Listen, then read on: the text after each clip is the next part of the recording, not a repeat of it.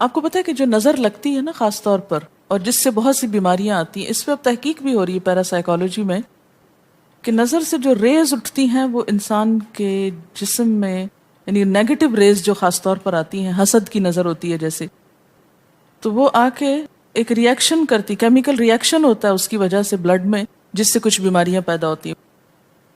حدیث میں آپ کو سنا دیتی ہوں۔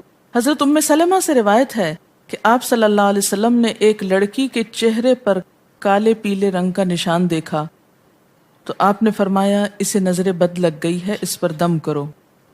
حضرت جابر کہتے ہیں کہ آپ صلی اللہ علیہ وسلم نے آل حزم کو سانپ کے ڈسنے کی وجہ سے دم کرنے کی رخصت دی، اور آپ نے اسما بنت امیس سے پوچھا کیا وجہ ہے کہ میرے بھتیجے کمزور ہیں، کیا فقر و فاقہ کا شکار ہیں، یعنی کھانے پینے کے باوجود یہ کیوں کمزور ہیں، کیا ان کو کچھ کھانے کو نہیں ملتا؟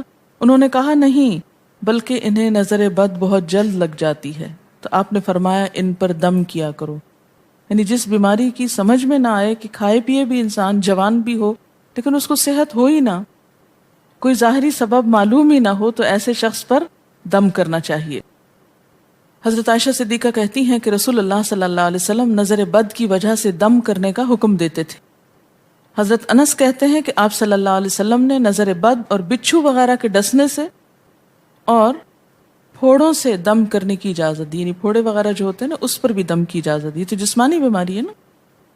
اور نظر کے بارے میں تو یہ بھی کہا گیا ہے، حدیث میں آتا ہے کہ نظر بد کا لگنا حق ہے، انسان کو اونچے پہاڑ سے گرا سکتی، کیونکہ ہوتا کیا ہے کہ جب ایک خاص اینگل سے دیکھا جاتا ہے تو دوسرے انسان کے جسم میں جیسے لرزہ سا آ جاتا ہے نا، اور انسان ہل جاتا ہے۔ اس کی دلیل قرآن میں بھی ہے، ایک سورت کے آخر میں آتا ہے وَإِن يَكَادُ الَّذِينَ كَفَرُوا لَيُزْلِقُونَكَ بِأَبْصَارِهِمْ لَمَّا سَمِعُوا الذِّكْرَ، کہ قریب ہے کہ کچھ کافر آپ کو اپنی نگاہوں سے کیا کر دیں، پھسلا دیں جب یہ قرآن سنتے ہیں۔ یعنی وہ سننے نہیں آتے تھے، صرف آپ کو گھورتے رہتے تھے۔ اور کس لیے گھورتے رہتے تھے؟ تاکہ آپ بول نہ سکیں، آپ لرز جائیں، ڈگمگا جائیں، اپنا کام چھوڑ دیں، بری نیت سے آتے تھے۔ وَيَقُولُونَ إِنَّهُ لَمَجْنُونَ، کہتے ہیں کہ یہ تو مجنون ہو گیا۔ آپ صلی اللہ علیہ وسلم نے فرمایا نظر بد حق ہے، اگر تقدیر سے کوئی چیز سبقت لے جا سکتی ہوتی تو وہ نظر بد ہے۔